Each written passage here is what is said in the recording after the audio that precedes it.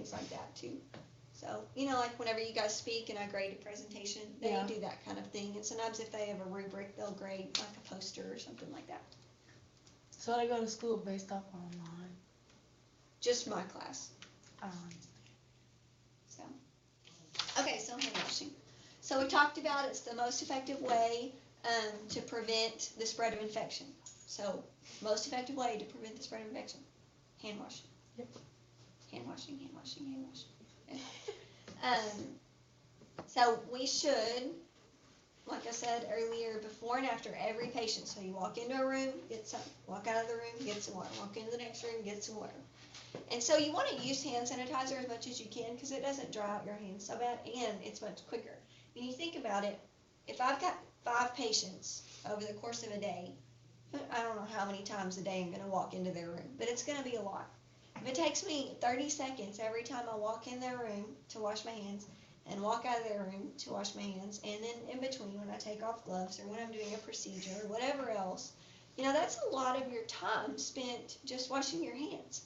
And so hand sanitizer really helps with that. And hand sanitizer is good to use as long as you use it correctly, which we'll look at in a few minutes. And you still have to wash your hands every now and then. So, like I said, anytime your hands become contaminated, before and after gloves.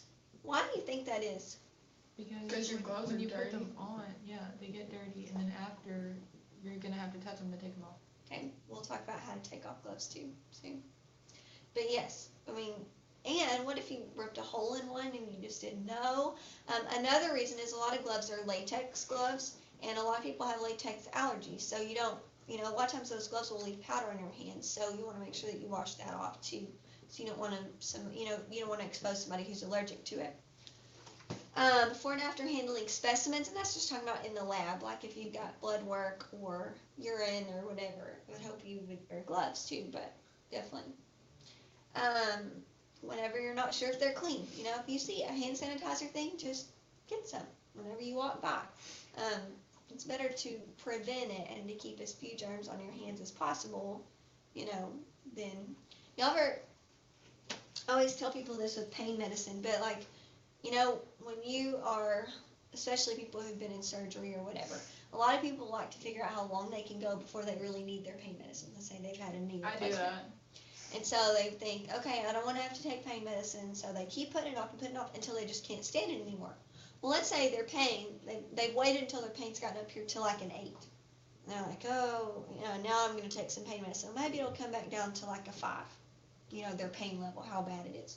But if they would have gone ahead and taken their medicine when they were at like a 6, when they could feel it starting to get worse, their pain level might have come down to like a 3. And it's kind of the same idea, I think, anyways, and this may not be the case with hand washing. Like if I get my hands really, really dirty, I feel like it takes like 2 or 3 times to wash them before they're really clean again. Yes. And I think it's the same, to me, it's the same idea with this. It's like wash them when you can and when it's available so that you're keeping them as clean as possible. You know what I'm saying? I did, 'cause I'd wait forever to take mine whenever I had surgery, because I don't like having to rely on the medicine Mm-hmm. to feel better. Sometimes you need it. It's not that I don't like relying on it, I don't like the feel, like if it's like,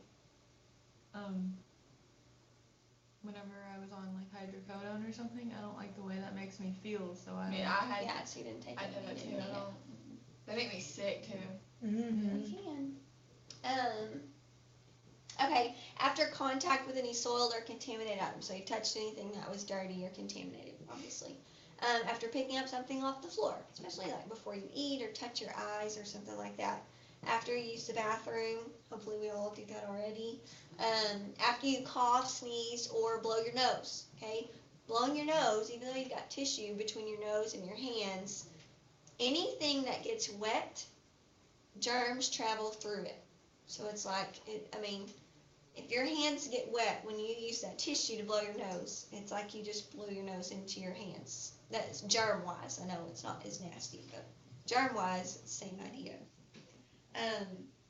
Before and after contact with your mouth or any mucous membranes, so your nose, your eyes, you don't want to touch your nose and eyes.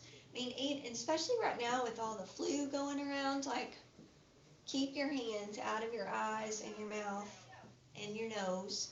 I know it's so tempting, but But keep your hands, away from those areas of your face where you can be exposed to the viruses and bacteria and whatnot. Okay, so the methods. I'm at the bottom of page 1 on this one. So soap is used as a cleansing agent. So pathogens get trapped in the suds and then they get washed away. So soap itself doesn't actually kill the bacteria unless it specifically says that it's antibacterial soap. Otherwise, you just lather up your hands and use that water to rinse away the germs. So that's why you put a little bit of soap on your hands, clap them together, rub them a little bit, and you're done. Doesn't really work. It's not going to get much off. It says use liquid soap when possible because bar soap can actually keep the germs. Yeah, keep germs on it. Now sometimes you don't have an option. I've been to gas stations before where there was like no soap. They only had this bar of soap. It kind of grosses me out, but I will at least, unless it's just like really filthy looking, I'll probably get that bar of soap and I'll rinse it off under the water for a minute. Let it kind of rinse off the outside, and then I'll get it. But I always make sure I have a really good lather. That I've got lots of bubbles, because otherwise I didn't do much but probably put more germs on me. I won't use nasty bathrooms. Like the baseball fields, like across the street. Yeah, They're those are terrible. disgusting. They don't even have, I remember, Horrible. like, they stopped putting soap and stuff, they just put a big thing of hand sanitizer. Yeah, like Germex. Which is probably better anyways. Yeah, well, it might be better than bar of soap. So anyway, use warm water because warm water will help get the best suds, like make it lather the best. And hot water dries out your hands, but cold water, you can wash your hands in cold water and it worked perfectly fine. It's just hot water harder. kills germs on it. It doesn't. What is? Unless you're gonna put your hands in boiling water for like 7 minutes, it's probably not gonna act. The hot water itself isn't gonna kill any germs. What does hot water do? It just makes it easier to get a good lather with your soap. Gotcha. Same thing. So cold water, like I said, you can wash your hands effectively with cold water. That's all I had the whole time I was in Ethiopia. And I only got sick once, but Yeah, I don't like washing my. it just doesn't lather very good, so you just have to work at it, but it still works. Hands should be washed, and look here, it says 10 to 15 seconds, but put 15 to 20 seconds. I left it in there because that's what the state says. That's what health sites, the hosts of people say, but for me, I say 15 to 20. But anyway, I won't count it wrong if you put 10 to 15 on something. But if they're heavily soiled, then for a whole minute. So if you can, they're visibly soiled. It says use friction to help rub off the pathogens. So really good friction, that's important. Not just like patting your hands together and putting a little soap on there and rinsing it off isn't going to work. All surfaces need to be washed. So the back of your hands, in between your fingers, your wrists, and so forth. Fingertips should be pointed down. Why do you think that is? Because the water will run off of your fingertips and not up to your arm. Okay. And then What go happens back if down. I get water on my hands, I pull my arms up like this? Where does that water go? It goes down on your Down. face. What happens then when I put my arms back down? It goes like down your hand. Yeah, it goes back down to my hand and pulls all the germs that are up here on my arm back down to my hand that I just washed. Dry paper towels should be used to turn the water faucet off. Key word there is dry paper towels. Because like I said earlier, if something is wet, germs just travel through it like it doesn't even exist. So if I dry my hands off with a paper towel, and then I use that wet paper towel to turn off the faucet, I might as well just be turning it off without the paper towel at all. So what I always do is now I'm not a real environmentally conscious person, which, not something I'm necessarily proud of, but I'm a nurse, so we're wasteful. Anyway, so I always get enough paper towels. Now, I don't go crazy or anything, but I get enough paper towels where I can use one end to dry my hands, and I can save a little corner of dryness to turn off the faucet. So that's how I do it. Now, you can get a whole other paper towel if you want, but that's what I do. As long as whatever you touch, to that faucet is dry. And, okay, a couple other things. When you figure out that you need to wash your hands, so it says that when the hands are visibly dirty or contaminated or soiled, you need to wash with actual soap and water. Like if you can see something on your hands, hand sanitizer is not going to work. It's not going to be enough. you need to wash them with soap and water. If they're not visibly soiled, then you can of course use hand sanitizer. And most hand sanitizer is alcohol based. That's what actually kills, it actually kills the germs, whereas soap and water just washes them away. Hand sanitizer is supposed to actually kill them. Problem is, a lot of people don't use hand sanitizer the right way, so they leave lots of areas still with lots of germs. It says there's several advantages, like I said. It's a lot faster. It's a lot more available, right? There's hand sanitizer everywhere. You see it all over the place.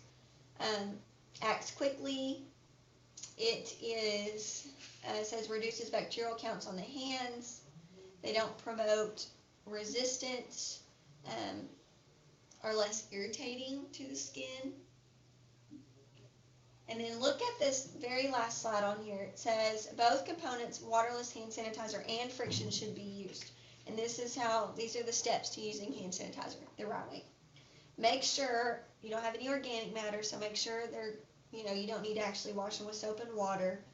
Apply a dime-sized amount, and it says rub your hands together, covering all the surfaces. So wherever you don't rub, you're not going to kill the bacteria, so make sure you rub it all over, in between your fingers and so forth. And then the last one says until all of it's absorbed. So when you use hand sanitizer, keep rubbing it in your hands until it gets dry. Make sense? Okay, here's what we're going to do. We've got 10 minutes. Perfect.